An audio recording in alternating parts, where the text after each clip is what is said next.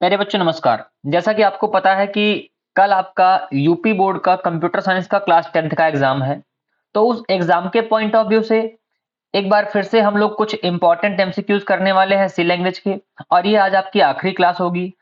अभी तक हमने आपको लगभग कंप्लीट जो सिलेबस है वो एक नहीं दो बार रिवाइज करा दिया है। आपने अभी तक रिवीजन नहीं किया है तो उसको जरूर से जरूर कर लीजिए। सारी वीडियोस हमने एक प्लेलिस्ट में रख दी हैं और सी लैंग्वेज से थोड़े से सवाल ज्यादा पूछे जाते हैं, इसीलिए हम आज एक बार फिर से आखिरी क्लास लेने वाले हैं सी लैंग्वेज के इंपॉर्टेंट एमसीक्यूज की। 30-35 सवाल हम छांट करके लेकर के आए हैं, लेकिन कहने के लिए 30-35 होंगे बेटा, हम इसमें कम से कम 70 से 80 सवाल करेंगे।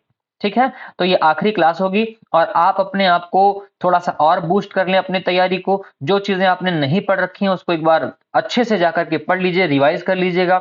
आइए समय को बिना बर्बाद करते हुए सबसे पहले क्वेश्चन की तरफ बढ़ते हैं। कह रहा है which of the following language is preprocessor predecessor to C language programming. ठीक है ना, मतलब सी लैंग्वेज प्रोग्रामिंग जो लैंग्वेज है वो किसकी प्रेडिसीजर है, मतलब किसके आधार पर बनाई गई है। तो इसको हमने आपको बताया था बेटा, ये बी लैंग्वेज की प्रेडिसीजर है जिसको केन थॉमसन ने बनाया था। इसको किसने बनाया था? केन थॉमसन ने बनाया था। ठीक, ये आपको याद रखना है, केन थॉमसन ने इसको बनाया था, पहली बात। दूसरी बात की सी लैंग्वेज को किसने बनाया था, तो आप ये भी याद रखेंगे कि सी लैंग्वेज जो है आपकी उसको बनाया था डेनिस रिची ने। अगला सवाल ही है, कह रहा सी प्रोग्रामिंग लैंग्वेज को किसने डेवलप किया था। तो सी प्रोग्रामिंग लैंग्वेज को डेनिस रिची ने डेवलप किया था। कब डेवलप किया था?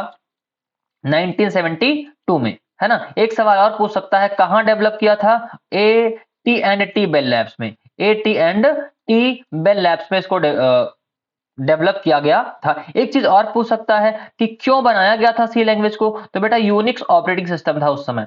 यूनिक्स ऑपरेटिंग सिस्टम की कुछ यूटिलिटीज को लिखने के लिए किसको बनाया गया था? सी लैंग्वेज को बनाया गया था। अगला सवाल क्या है, which of the following symbol is used to denote a pre processor statement.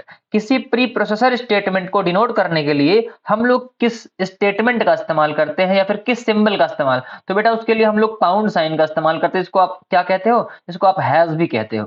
ठीक है ना, हैज का इस्तेमाल किया जाता है। कैसे किया जाता है? ऐसे आप लिखते हो ना, हैज इंक्लूड, याद है कि नहीं? Has include stdio.h। ठीक, तो ये आपका प्री प्रोसेसर डायरेक्टिव को इस्तेमाल करने के लिए लिखा जाता है। ठीक है ना, इसको याद रखेंगे आप। आगे चलें, अगला सवाल कह रहा है सी इज ए या एन हाई लेवल लैंग्वेज या लो लेवल लैंग्वेज या कंपाइलर या फिर असेंबली। कैसी लैंग्वेज है सी? तो बेटा सी एक हाई लेवल लैंग्वेज है। कैसी लैंग्वेज है? हाई लेवल लैंग्वेज है। एक बात और, सी में जो ट्रांसलेटर इस्तेमाल होता है ना वो कंपाइलर इस्तेमाल होता है। कौन सा ट्रांसलेटर इस्तेमाल होता है? कंपाइलर। आपका जो ट्रांसलेटर है वो इस्तेमाल होता है।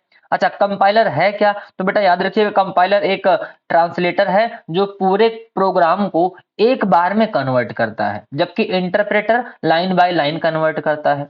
ठीक है ना, कंपाइलर पूरे प्रोग्राम को एक बार में कन्वर्ट करता है और कंपाइलर जो है इंटरप्रेटर से तेज भी होता है, 5 से 25 गुना तेज होता है, ये भी आप याद रखेंगे। ठीक है, और बताएं कंपाइलर के बारे में, पूरे प्रोग्राम को एक बार में ट्रांसलेट करेगा, तेज होता है।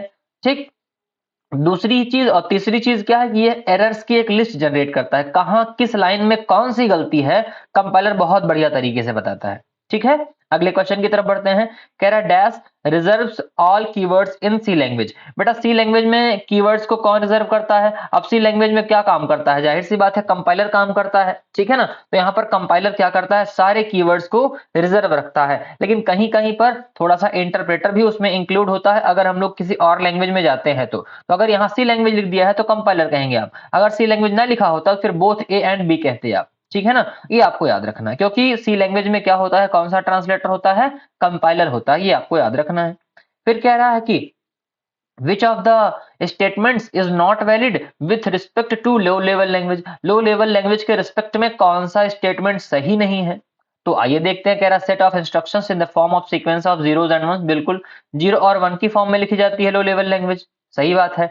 या मशीन डिपेंडेंट होती है, बिल्कुल ये भी बात सही है और ये भी बात सही है। It is confined to the configuration of the computer, या कंप्यूटर के कॉन्फ़िगरेशन पर कन्फाइंड होती है, बिल्कुल ये भी बात सही है बेटा। क्योंकि जिस हिसाब से कंप्यूटर, क्योंकि कंप्यूटर को एक भाषा समझ में आती है, कौन सी? वो है लो लेवल लैंग्वेज। लो लेवल लैंग्वेज के दो नाम और बताइए। तो लो लेवल लैंग्वेज को बेटा हम लोग बाइनरी लैंग्वेज भी कहते हैं। क्या बोलेंगे? बाइनरी लैंग्वेज कहते हैं या मशीनी लैंग्वेज भी कहेंगे। ठीक है ना, क्या कहेंगे, मशीनी लैंग्वेज भी कहते हैं, ये भी आपको याद रखना है, बाइनरी लैंग्वेज या मशीनी लैंग्वेज। कह रहा है it is easy to identify the commands of a low level language. नहीं, लो लेवल लैंग्वेज के कमांड को समझना इजी नहीं है। क्यों इजी नहीं है? क्योंकि हमने कह दिया 0 0 1 1 1 1 1 0 1 0 1 1 1। बताओ क्या लिखा है, समझ सकते हो आप? क्या नहीं समझ सकते ना? तो यही आपकी लो लेवल लैंग्वेज है जो 0 और 1 की फॉर्म में लिखी जाती है। चलें आगे।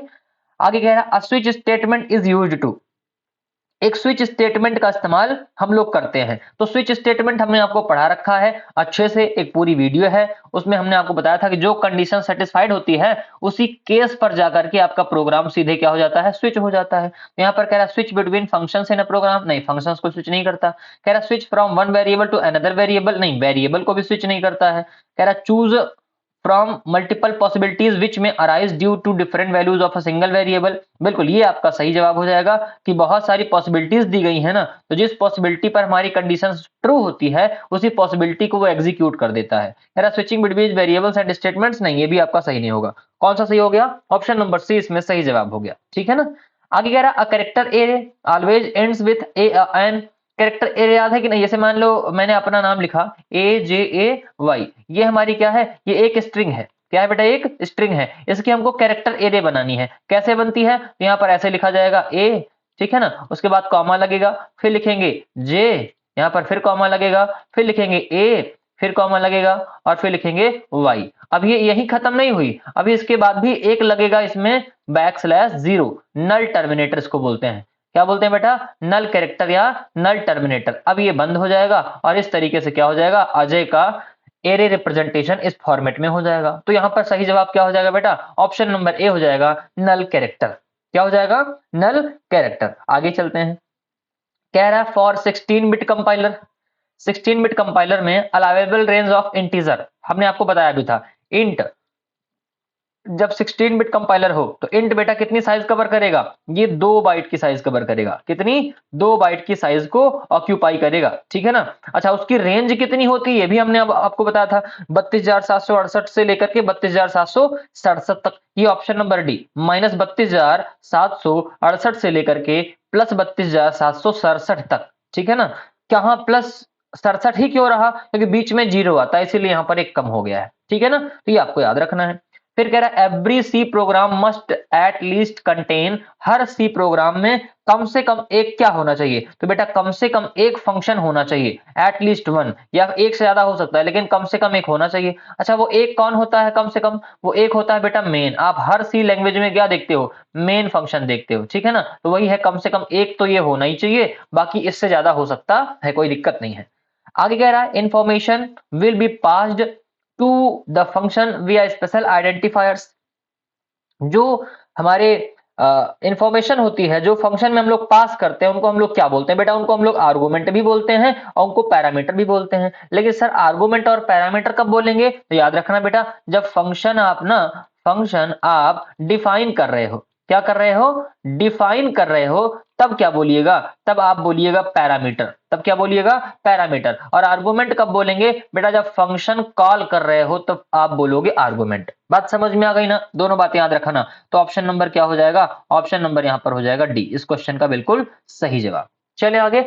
आगे कह रहा है which of the following function return multiple values, इनमें से कौन सा फंक्शन मल्टीपल वैल्यूज को रिटर्न कर सकता है? तो अब यहां पर आपको पता है एक प्रिंटफ और स्कैनफ दिया गया है ना, दो फंक्शन आपको दिए गए हैं। कह रहा है कि इनमें से कौन सा फंक्शन रिटर्न कर सकता है मल्टीपल वैल्यूज को। जो आपका स्कैनफ फंक्शन है ये मल्टीपल वैल्यूज को रिटर्न कर सकता है, इसको आपको याद कर लेना है। चले आगे अगले सवाल की तरफ। कह रहा है explain the following pointer declaration int P. ये हमारा एक डिक्लेरेशन किया गया है इंट पी। कैसे लिखा है? इंट लिखा है, फिर एस्टेरिस्क लगा हुआ है और फिर यहाँ पर p लिखा हुआ है। इसका मतलब क्या है? इसका मतलब हमारा ये है कि p एक पॉइंटर है। p क्या है? एक पॉइंटर है, ठीक है ना। और एक इंटीजर क्वांटिटी वाला पॉइंटर है, ठीक है ना। p क्या है? एक पॉइंटर है और एक इंटीजर क्वांटिटी वाला पॉइंटर है। ऑप्शन नंबर बी हो जाएगा इस क्वेश्चन का बिल्कुल सही जवाब। आगे चलते हैं। कह रहा C program are converted into machine language with the help of, अब ही बताया भैया, कौन कन्वर्ट करता है? कंपाइलर कन्वर्ट करता है, ठीक है ना। आगे कह रहा C was primarily developed as a, C language को किस लिए डेवलप किया गया था? सिस्टम प्रोग्रामिंग लैंग्वेज के लिए। काहे कि यूनिक्स आपका एक क्या है, ऑपरेटिंग सिस्टम है, ठीक है ना। तो उसी के लिए इसको क्या किया गया था, उसी के लिए इसको पहले बनाया गया था, ठीक है ना। तो ये आपको याद रखना है। आगे कह रहा है कि इस प्रोग्राम का आउटपुट क्या आएगा। एक चीज यहाँ पर थोड़ा सा गड़बड़ हो रखा है, मेन का एम कैपिटल है, इसको आप स्मॉल बना लीजिएगा, ठीक है ना। क्योंकि सी लैंग्वेज हमारी एक कैसी लैंग्वेज है, केस सेंसिटिव लैंग्वेज है। इसको आप कहीं लिख लेना, case sensitive language, case sensitive, ठीक है ना। ये आपको याद रखना है, केस सेंसिटिव लैंग्वेज हो गई, ठीक। चलें आगे। तो यहां पर क्या हो जाएगा, ये आपका आउटपुट देखिए, परसेंट डी मतलब इंटीजर वैल्यू आनी है। हाँ, किसकी इंटीजर वैल्यू आनी है? स्मॉल ए, small B, small C, small D, ठीक है ना। अब यहां पर इनमें से कौन सा ऑप्शन सही होगा? तो बेटा इनमें से कोई भी ऑप्शन सही नहीं होगा। ये थोड़ा सा हो गई है टाइपिंग मिस्टेक। यहां पर होना चाहिए capital A, capital B, capital C, capital D. अगर capital A, capital B, capital C, capital D होगा तो यहां पर ऑप्शन नंबर हो जाएगा बी वाला, क्योंकि ए की आस्की वैल्यू बेटा होती है 65। कितनी होती है? 65 होती है। इसकी कितनी होगी फिर? 66 होगी, ठीक है ना। और इसकी कितनी होगी? 67 होगी। और इसकी कितनी होगी? 68 होगी, ठीक है। ये आपको समझ में आ गया होगा। अच्छा सर, फिर जो क्वेश्चन है, क्वेश्चन के हिसाब से क्या होगी? स्मॉल ए की आस्की वैल्यू होती है 97। क्या हो जाएगी बेटा? 97। फिर 98 हो जाएगी, फिर 99 हो जाएगी, और डी की कितनी हो जाएगी? 100। बात समझ में आई ना? ये आपको याद रखना है इस तरीके से। क्लियर हो गया? तो ये आपके इस क्वेश्चन का सही जवाब हो जाएगा। आगे कह रहा है which of the following functions is appropriate for accepting a string. किसी स्ट्रिंग को एक्सेप्ट करने के लिए निम्नलिखित में से कौन सा फंक्शन अप्रोप्रिएट है? हमने आपको पढ़ाया भी हुआ है। कौन सा? ए गेट्स, ठीक है ना। गेट्स फंक्शन जो है आपका, वो क्या हो जाता है? किसी स्ट्रिंग को एक्सेप्ट करता है। फिर पुट्स फंक्शन क्या करेगा? पुट्स फंक्शन उस स्ट्रिंग को एज अ आउटपुट प्रेजेंट करेगा, ठीक है ना, पुट्स फंक्शन। ये भी आप याद रखेंगे, ये भी पूछ सकता है। फिर कह रहा है pre processor directive follow the following syntax rule. किसको फॉलो करते हैं? तो ये हमने आपको बताया है कि ये इस्तेमाल किससे होंगी? ये इस्तेमाल होती है बेटा हैश साइन से। कह रहा है begin with has and and with semicolon. नहीं, सेमीकोलन से एंड हो ऐसा जरूरी नहीं है। एंड विथ सेमीकोलन नहीं, ये स्टेटमेंट होती हैं। Begin with has and do not required semicolon, बिल्कुल सही बात है। किससे स्टार्ट होती हैं? हैज से स्टार्ट होती है, और सेमीकोलन की जरूरत नहीं होती है, ठीक है। आगे चले। कह रहा है which of the following directive is equivalent to if def. If def जो है ये किसके इक्विवेलेंट है? तो ये है इफ डिफाइन के इक्विवेलेंट। किसके हो जाएगा बेटा? इफ डिफाइन के इक्विवेलेंट हो जाएगा। ऑप्शन नंबर ए इस क्वेश्चन का क्या हो जाएगा? बिल्कुल सही और सटीक जवाब हो जाएगा, ठीक है। आगे चलते हैं। कह रहा है dash operator is used to access structure members. Structure member को कौन एक्सेस करता है? हमने आपको पढ़ाया हुआ है, ठीक है ना। ये क्या हो जाएगा? डॉट हो जाएगा। क्या हो जाएगा? डॉट। अच्छा, ये किसके लिए होता है बेटा? ये एड्रेस के लिए होता है। क्या है ये? एड्रेस के लिए है। लिखो इसको भी फटाक से, ADDRESS, एड्रेस ऑपरेटर है, ठीक है। ठीक है सर। ये क्या है? ये पॉइंटर ऑपरेटर है। ये क्या है? पॉइंटर ऑपरेटर है, तो इसको भी लिख लीजिए फटाक से। अच्छा, ये क्या है? तो ये एडिशन है, ये सबको पता है। ये क्या करेगा? ऐड करने का काम करता है, ठीक है ना। ये आप याद रखेंगे। फिर कह रहा है standard ANSI C recognised how many keywords. कितने नंबर ऑफ कीवर्ड्स हैं बेटा? तो यहाँ पर हमने आपको पहले ही बता रखा है कितने कीवर्ड हैं, 32 कीवर्ड हैं। अच्छा, सारे के सारे कैसे हैं? तो सारे के सारे लोअर केस में हैं। कैसे हैं बेटा? लोअर केस में है। ये अभी आपको याद रखना है, ठीक है। आगे चलें। कह रहा है which one of the following is not a reserved keyword for C. इनमें से कौन सा एक रिजर्व कीवर्ड नहीं है सी लैंग्वेज में? तो कौन है? ऑटो है, बिल्कुल है। केस है, हाँ जी है। डिफॉल्ट है। कौन सा नहीं है? मेन नहीं है। तो यही इस क्वेश्चन का सही जवाब हो जाएगा। आगे कह रहा है which of the following statements is false with respect of sequential. Sequential का मतलब होता है एक लाइन से चलना ऐसे, ठीक है ना। जैसे सब लोग ऐसे ऐसे बैठे हैं एक लाइन से, तो ये क्या हो जाता है? ये सीक्वेंशियल हो जाता है। क्या हो जाएगा? ये सीक्वेंशियल हो जाएगा। अब सीक्वेंशियल कह रहा है the sequential file can grow और श्रिंक डायनेमिकली। नहीं, the record can be accessed sequentially. ये हो सकता है, लेकिन it has a fixed predetermined number of components. बिल्कुल सही बात है। इसमें क्या होता है? एक प्रीफिक्स इसकी लेंथ होती है, और हर कंपोनेंट प्रीडिटरमाइंड होता है, ठीक है ना। तो ये आपका क्या हो जाएगा? सीक्वेंशियल का सही सा मतलब हो जाएगा, ठीक। आगे कह रहा है in C language it is assumed that input data appears. हाँ, सी लैंग्वेज में जो इनपुट डेटा है वो कैसे अपीयर होता है? तो वो एज अ स्ट्रीम अपीयर होता है। कैसे अपीयर होता है बेटा? वो एज अ स्ट्रीम अपीयर होगा। इस बात का भी आपको विशेष ध्यान रखना है, ठीक है ना। आगे चले। कह रहा है बताओ इनमें से कौन सा वैलिड नहीं है। इनमें से कौन सी स्टेटमेंट ऐसी है जो वैलिड नहीं है। अब कौन सी वैलिड नहीं है ये देखते हैं फटाक से। देखो पहली वाली वैलिड नहीं है, क्यों नहीं है वैलिड? पहली वाली बेटा वैलिड इसलिए नहीं है क्योंकि यहाँ पर देखो वेरिएबल के लिए कौन क्या लिया गया, इंट लिया गया, और इंट एक कीवर्ड है और कीवर्ड का इस्तेमाल हम लोग वेरिएबल या आइडेंटिफायर के रूप में नहीं कर सकते, तो पहला तो गलत हो गया। दूसरा, यस आई बराबर principal into rate of interest into number of years divide by 100, ठीक है ना। तो ये आपका सही है क्या? ये भी आपका सही नहीं है। सही क्यों नहीं है सर? क्योंकि बेटा यहाँ पर देखो क्या लिया गया, स्पेस लिया गया है। यहाँ पर देखो स्पेस है ना, और वेरिएबल में हम लोग स्पेस नहीं ले सकते, तो ये भी हमारा क्या हो जाएगा, ये भी हमारा गलत हो जाएगा। ऑप्शन नंबर बी भी क्या हो गया, गलत हो गया, ठीक है ना। ऑप्शन नंबर सी में देखते हैं, ऑप्शन नंबर सी क्या सही है क्या? तो ऑप्शन नंबर सी में k बराबर a into B plus C into, यहाँ पर देखो नहीं लगाया, डायरेक्टली क्या लगा दिया, ब्रेकेट लगा दिया है, तो इसलिए, और यहाँ पर डायरेक्टली ए लिख दिया है, यहाँ पर भी इंटू नहीं लगाया, तो ये वाला सी वाला भी हमारा क्या हो जाएगा, गलत हो जाएगा। और ऑप्शन नंबर डी में बोथ ए एंड सी कह रहा, तो ये तो होगा नहीं, ठीक है ना। अच्छा, बोथ ए एंड सी क्यों कहा पता है ना? क्योंकि यहाँ पर भी थोड़ा सा गड़बड़ी से ये आ गया, स्पेस आ गया है। अगर स्पेस नहीं आया होता तो ऑप्शन नंबर जो बी वाला है वो सही हो जाता, और गलत कौन कौन, ए और सी गलत हो जाता, ठीक है ना। तो यहाँ पर अभी के लिए फिलहाल कौन गलत है? अभी के लिए बेटा तीन के तीनों गलत हैं। सही कौन सा था? सही बी वाला था। अगर यहीं पर स्पेस न दिया हुआ होता, बस ये स्पेस हटा दें, यहाँ से स्पेस हटा दें, तो बी वाला क्या हो जाएगा, बी वाला सही हो जाएगा, बाकी सारे गलत हो जाएंगे। बात समझ में आई ना? तो इसीलिए वहां पर बोथ ए एंड सी लिखा था। यहाँ पर भी फिलहाल कौन से ऑप्शन गलत हैं? अभी सारे के सारे ऑप्शन गलत हैं, और कौन कौन सा क्यों गलत है मैंने आपको बता दिया। यहाँ पर मल्टीप्लीकेशन नहीं लिखा है, यहाँ पर स्पेस दे दिया है, और यहाँ पर इंट का इस्तेमाल किया है जो एक कीवर्ड है। चले आगे, कह रहा each subscript in an array is, हाँ क्या कह रहा है, each subscript in an array is.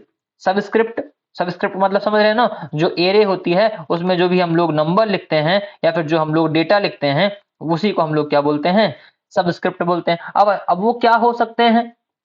तो बेटा वो फ्लोट हो सकते हैं, इंटीजर हो सकते हैं, एनी डेटा टाइप हो सकते हैं, या फिर क्या हो सकते हैं, ठीक है। तो अब फिलहाल जो एरे बनती है, यहाँ पर एरे तो दिया नहीं गया है, जो एरे बनती है वो इंटीजर की भी हो सकती है, वो फ्लोट की भी हो सकती है, वो कैरेक्टर की भी हो सकती है। तो यहाँ पर ऑप्शन क्या हो जाएगा, एनी डेटा टाइप, क्या हो जाएगा, एनी डेटा टाइप, ठीक है ना। आगे कह रहा है how many elements does the array A5 contains. अब यहाँ पर देखो साइज दिया ही हुआ है, ये हमारी क्या है, साइज होती है एरे की, ठीक है ना।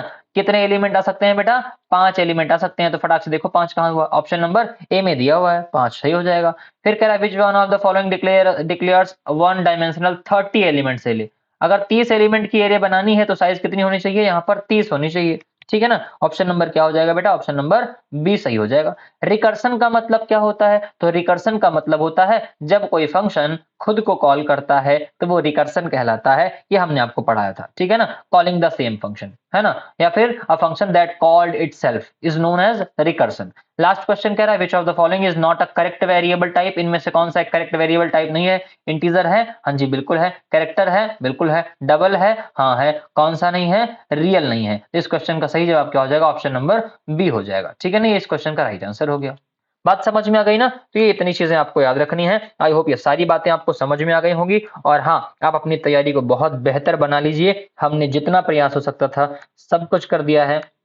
हर चीज का टॉपिक वाइज रिवीजन करवा रखा है, चैप्टर वाइज रिवीजन करवा रखा है, एमसीक्यूज पूरा किताब की पूरी किताब का एमसीक्यू हमने करवा दिया है, ठीक है ना। और short answer type, very short answer type कैसे लिखने हैं, कैसे आपके एग्जाम में आते हैं, हर चीज का डेमो दे रखा है। मॉडल पेपर सॉल्व करवा रखा है, previous year question paper solve करवा रखा है। जितनी चीजें हो सकती है मैंने सब करवा दी हैं। बेटा एक बार चैनल पर जाइए और आज का समय आपके पास है, उसको एक बार मन लगा करके और जी जान से पढ़ लीजिए। कल का पेपर आपके लिए बहुत अच्छा जाने वाला है, ये मेरी पूरी उम्मीद है और मेरा आपके ऊपर पूरा भरोसा है। तो इसी के साथ आज की क्लास को यहीं पर समाप्त करते हैं। Wish you very very best of luck to all of you.